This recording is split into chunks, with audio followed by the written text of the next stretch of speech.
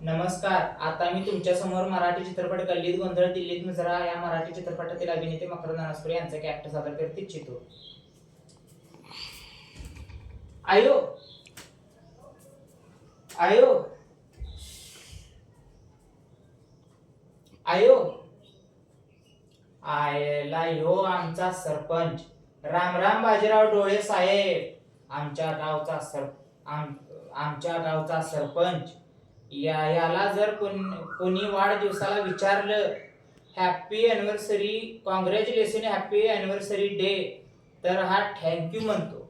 आणि हा आमच्या गावचा सरपंच म्हणतो पोराने इंग्रजी शिकलं पाहिजे. अरे तुझं काय आहे धुताळ्या, तुला इंग्रजीतलं काय कळतं? याने फडकवलेल्या झेंड्याला शालीट सुद्धा मारा वाटत नाही. असलं दलिंदर आहे. आणि हे पहा, हे माननीय आमदार चंद्रकांतराव टोपे. याला विचारलं 15 ऑगस्टला तर स्वातंत्र्य दिन आहे, तर झेंडा वंदन 26 जानेवारीला का म्हणून करते? तर यो म्हणतो तारखेविषयी वाद असतात, चौकशी करून सांगतो. आणि ह्यो आमच्या तालुक्याचे प्रश्न विधानसभेत मांडणार. अरे आमच्या तालुक्याला पटलेला हा सर्वात मोठा प्रश्न आहे. त्या राज्यशास्त्राच्या पुस्तकात शिकवते.